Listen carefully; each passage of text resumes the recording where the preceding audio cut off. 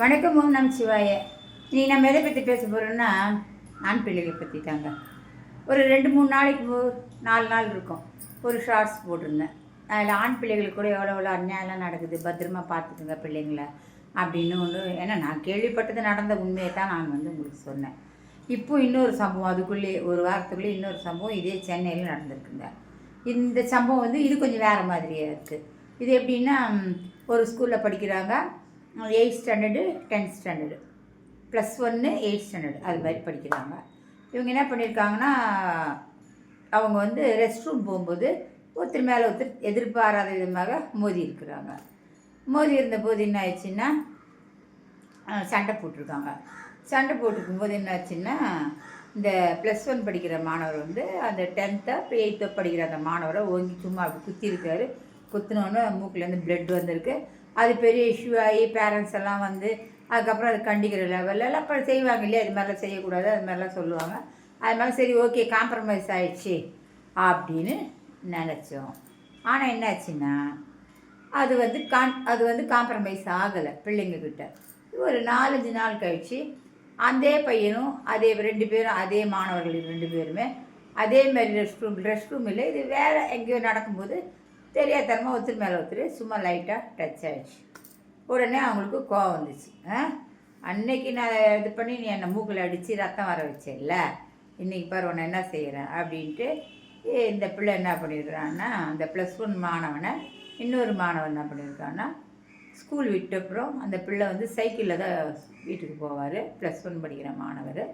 அப்படி போகும்போது இந்த ரீஃபர்னு சொல்லுவாங்க தெரியுமா, ஃபோட்டோ ஃப்ரேம் எல்லாம் போடும்போது ரீஃபர் கட்டிங்க, அந்த மாதிரி கட்டையில் இவர் கூட ஒரு 14 பேர் மொத்தம் சேர்ந்து அந்த பிள்ளையை அடிச்சிருக்காங்க. +1 மாணவரை அடிச்சிருக்காங்க. ரீஃபர் கட்டையில் மண்டையில் அடிச்சிருக்காங்க. மண்டையிலேருந்து ரத்தம் ஒழுக ஆரம்பித்து அந்த பிள்ளை மயக்கம் அடிச்சோன்னு விட்டுட்டு எல்லோரும் ஓடிட்டாங்க. அதுக்கப்புறமா அக்கம் பக்கத்தில் இருக்கிறவங்களாம் அவங்கள இந்த பிள்ளையை கொண்டு போய் ஹாஸ்பிட்டலில் சேர்த்துட்டாங்க. பட் அது இந்த பிள்ளை இறந்துட்டார்.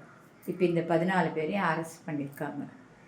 இது எவ்வளோ பெரிய கொடுமை இல்லை, யோசனை பண்ணி பாருங்களேன். இதெல்லாம் எதனால் வருதுன்னு நம்ம நினைக்கிறோம் நாம் கரெக்டாக தான் வளர்க்குறோம், நம்ம சரியாக இல்லைங்க. நம்ம வளர்ப்பு தான் தப்பு. பிள்ளைங்களை ஆண் பிள்ளைங்களை அவங்கள நீ ஜான் பிள்ளைனா நீ ஆண் பிள்ளை அப்படின்னு சொல்லி அவங்கள நம்ம புடம் போகிறோம். இந்த தாய்மார்கள் இருக்காங்க பாருங்களேன், அவங்க தான் இதில் ரொம்ப இதுவாக பண்ணுவாங்க. என் பிள்ளை ஆம்பளை பிள்ளை, நீ என்னடா உனக்கு என்னடா நீ ஆம்பளை பிள்ளை, நீ இப்படி இருக்கணும் அப்படி, அதெல்லாம் தேவையே இல்லைங்க. ஆம்பளை என்ன எப்படி இருக்கணும், ஆண் பிள்ளைன்னா நல்லா படிக்கணும், நல்லா ஒரு முன்னுக்கு வரணும். படிக்கலைனாலும் ஒரு வேலைக்கு போகிறாங்க, எவ்வளவோ ஒரு தொழில் கற்றுக்கிறாங்க, அவங்க மூளை நல்ல ஒரு அறிவோடு செயல்படணும். எல்லா விஷயத்தைங்களையும் நல்லா அவங்க கட்டுமானம் பண்ணி நடத்துகிற அந்த பிரெயின் வேணும் அவங்களுக்கு. அப்படிலாம் தான் ஒரு ஆண்மகனை வளர்க்கணும். உடலும் சக்தியாக தான் இருக்கணும். ஆனால் இப்படியெல்லாம் சின்ன சின்ன விஷயத்துங்களுக்கு யாரையும் அடிக்கிறது, உதைக்கிறது, கத்தி தூக்குறது, அருவா தூக்குறது, இந்த மாதிரியெல்லாம் வளர்த்தோன்னு வச்சுங்களேன், நம்ம சொசைட்டியில் இப்போ படிக்கிற பிள்ளைய பாருங்கள், இப்போ 14 பேர் லைஃப் போயிடுச்சு, அவ்வளோதான். இந்த 14 பேர் சேர்ந்து தானே அவனை அடித்து பண்ணிட்டாங்க. இப்போ அந்த 14 பேருக்கும் என்ன ஆகும் யோசனை பண்ணி பாருங்கள். 14 பேர் லைஃபுமே போயிடும், அவ்வளோதான். சிறார் பள்ளியில் போட்டுருவாங்க. இதோட அவங்க பெற்றவங்க இதுக்கு மேலே என்ன அவங்க அனுபவிக்கணும்னு சொல்லுங்கள். இந்த 14 பேரில் ஒன்றுமே அறியாத அந்த பசங்க கூட்டாளியாக வந்த பசங்கள்லாம் பாருங்கள். அதுங்களில் எத்தனை நல்ல பிள்ளைங்க இருந்ததோ, அதுங்கெல்லாம் எவ்வளோ கஷ்டப்பட்டு வளர்த்தாங்களோ அவங்க அப்பா அம்மா. ஆனால் பிள்ளைங்களோட புத்தி பார்த்தீங்களா எப்படி போச்சு, இப்படி அடிக்கலாமா?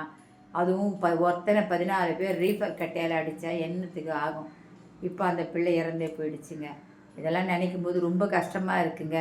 தயவுசெய்து வன்முறைகளை சொல்லி கொடுத்து பிள்ளைகளை வளர்க்காதீங்க. அது ஆணாக இருந்தாலும் சரி, பெண்ணாக இருந்தாலும் சரி. வன்முறையான நோக்கம், அவன் அடிக்கிறான்னா நீ திருப்பி 4 அடிடா, அவன் சொன்னால் அவன் கையில் பூ பறிக்குமா, இந்த மாதிரி வசனம் நான் நிறைய பேர்கிட்ட கேட்டிருக்கேன். பெண்கள் தாய்மார்கள் ஆண் பிள்ளைகளுக்கு செல்லம் கொடுக்குறாங்களாமா. ஒரே முட்டா நீ ஆம்பளை பையன், நீ இப்படி நீ அப்படி நீ அடிக்கணும், யாராவது முகரையை பேர்த்துருவேன். இதெல்லாம் தேவையா? சின்ன பையங்க, ஒரு பையன் அவன் அவங்க அண்ணன் ஒரு ஹேண்டிகிராஃப்ட் சரிங்களா, 2ஆவதாக பிறந்திருக்கான். இந்த பையனுக்கு ஓவர் செல்லம் கொடுத்து அந்த பொம்மநாட்டியே அந்த பையன் அவன் பெத்த தேவைப்பணியை முகரையை பேத்துருவேன், உன்னை குத்திடுவேன், உன்னை அடிச்சிடுவேன், நீ அவ்வளோதான் இனிமேல் இப்படிலாம் சொல்லலாம். அந்த பொம்பளை எப்படி பேசுகிறான் பாரு, இதெல்லாம் ஒரு பேச்சா? இப்படி இல்லாமல் சொல்லி கொடுத்து வளைப்பீங்க? இப்படிலாம் வளர்க்குறதுனால தான் வெளியில் போனாலும் முகரையை பேர்த்துருவேன், குத்திடுவேன், அடிச்சிடுவேன். இந்த மாதிரி மென்டாலிட்டியோட பிள்ளைங்க வளர்கிறாங்க. நம்ம பிள்ளைங்க எதிர்காலத்தில் சமுதாயத்தில் நல்ல ஒரு இவனாக வரணும், மனிதனாக வரணும். அதை நல்லா தெரிஞ்சு வச்சுக்கோங்க. இப்படியாப்பட்ட பிள்ளைகளெல்லாம் வளர்க்க வேண்டாம். இது என்னத்துக்கு வளர்க்கணும்? இதை எடுத்து வளர்த்து இது யாராவது எதாவது பண்ணிட்டு போயிடும். தேவையா இது? இதனால தான் எவ்வளோ பேர் சொல்கிறாங்க, பிள்ளைய வளர்க்குறது சாமானிய விஷயம் கிடையாதுங்க. பிள்ளைய வளர்ப்புன்றது எது அதில் செல்லம் கொடுக்கணுமோ அதில் செல்லம் கொடுங்க. ஓவராக இந்த மாதிரி தப்பாக பிஹேவியர்லாம் பண்ணால் அங்கேயே ஸ்பாட்லேயே அடித்து திருத்துங்க. இந்த மாதிரி செய்வியா, இது மாதிரி பேசுவியா, இந்த மாதிரி நீ ஏன் செய்கிற அப்படின்னு கேளுங்க. ஏன் கேட்க மாட்டீங்க? பிள்ளை உங்ககிட்ட சொன்னால் பரவாயில்ல, அதேமாதிரி வெளியில் போய் நடந்துக்கிட்டா எவ்வளோ மோசமான ஒரு நியமே போயிடும். யோசனை பண்ணி பார்க்கணும். இதெல்லாம் நான் சொல்கிறேன்னு கோச்சிக்காதுங்க யாருமே. இதெல்லாம் கேட்கும்போது இப்போ அந்த 14 பிள்ளைகளையும் பெற்ற தாய்மார்களுக்கு என்ன தான் அவங்க பிள்ளைங்க இப்படி பண்ணிட்டாங்க, அவங்கள பிடிச்சிட்டு போயிட்டாங்க, அவங்க லைஃப் என்ன ஆகும்? 0 இல்லையா? நினச்சி பாருங்கள். அந்த இறந்த பையனோட தாய்மார்களை நினச்சி பாருங்கள். அந்த அம்மாவுக்கு எப்படி இருக்கும்? +1 படிக்கிற பிள்ளை, புரியுங்களா? அப்போது இவங்களும் வளர்ப்பில் கொஞ்சம் ஜாக்கிரதையாக வளர்க்கணும். இவன் மூக்கு மேலே குத்தினா அவனுக்கு ரத்தம் வந்தது, அவன் போனான், உடனே ரிப்போர்ட்டுக்கு வந்தாங்க, என் பிள்ளை மேலே எப்படி கை வைக்கலாம், அப்படிங்கிறது தப்பு தானேன்னு கேட்டுருப்பாங்க. இவன் முரட்டத்தனமாக போய் அடித்ததும் தப்பு, அவன் 10 பேர் 20 பேரை செட் பண்ணி இவனை அடித்ததும் தப்பு. அப்போ 2 வளர்ப்புலேயும் என்ன இருக்குங்க? இந்த மாதிரியான வன்மம் நிறைந்த வார்த்தைகள் இருக்குது. தயவு செய்து படிக்கிற பிள்ளைங்க, வளர்கிற பிள்ளைங்கிட்ட நல்லதே சொல்லுங்கள், நல்லதே செய்யுங்க. ஒருத்தர் எதிர்பாராத விதமாக நம்ம மேலே இடிச்சிட்டா கூட, சாரி அவங்க ஏதோ தெரியாமல் இடிச்சிட்டாங்க, பரவாயில்ல, ஒருத்தர் தாழ்ந்து போயிட்டு அங்கே இந்த மாதிரி வரவே வராது. நம்ம பிள்ளையை நம்ம நல்லவனாக வளர்ப்போம், நம்ம பிள்ளைக்கு நம்ம நல்லது சொல்லிக் கொடுப்போம். நம்ம பிள்ளை பரவாயில்ல, தாழ்ந்து போட, அதில் ஒன்றும் தப்பு இல்லை, நீ நல்லா வருவ நாளைக்கு, அப்படி சொல்லி கொடுங்க. அதை விட்டுட்டு நீ ஜான் பிள்ளையான நீ ஆண் பிள்ளை, இப்படி செய் அப்படி செய், உன்னை ஒரு அடி அடித்தா நீ 100 அடி அடிக்கணும். இதெல்லாம் ரொம்ப தவறுங்க. அது மாதிரிலாம் வளர்க்காதீங்க. அப்படி வளர்த்ததுனால அவங்க வாழ்க்கை தான் பாழாக போகும். புரியுதுங்களா? இதனால் பிள்ளைகளோட வாழ்க்கை தான் பாழாக போகுது. இப்போ அம்மா நம்ம வெளியில் சொகுசாக தான் உட்காந்துருக்கு போகிறா, பிள்ளை அவனுக்கு எதிர்காலம் வாழ்க்கை எல்லாம் 0 ஆயிடுச்சு. ஸோ நாம் எப்படி வளர்க்குறோமோ அப்படி தான் அந்த பிள்ளைகள் வளரும். சரிங்களா? நான் எதாவது தப்பாக பேசியிருந்தா என்னை மன்னிச்சிடுங்க. ஆனால் நான் சொல்கிறது அத்தனையும் உண்மை. இந்த உண்மையை நீங்கள்லாம் புரிஞ்சுக்கோங்க. நாம் தான் சொல்லி கொடுத்து வளர்க்கணும். தாழ்ந்து போவதனால நமக்கு எந்த விதமான இதுவும் கிடையாதுங்க. நம்மளாம் சிறு பிள்ளைங்க, நீங்களாம் சின்ன பசங்கடா, ஸ்கூலுக்கு போகிறீங்க, வேகமாக போவீங்க, ஒருத்தர் மேலே ஒருத்தர் இடிச்சிக்கலாம், அவன் சாரி சொல்லிட்டானா ஓகே பிரதர் நீ போயிடு. என் மேலே இடிச்சியே நீ அவனை அடிப்பானே, அவன் திருப்பி ஒன்று ஆளை வச்சு அடிப்பானே. இப்போவே என்னங்க இந்த வன்மம்லாம் எதுக்குங்க? வேண்டாம்.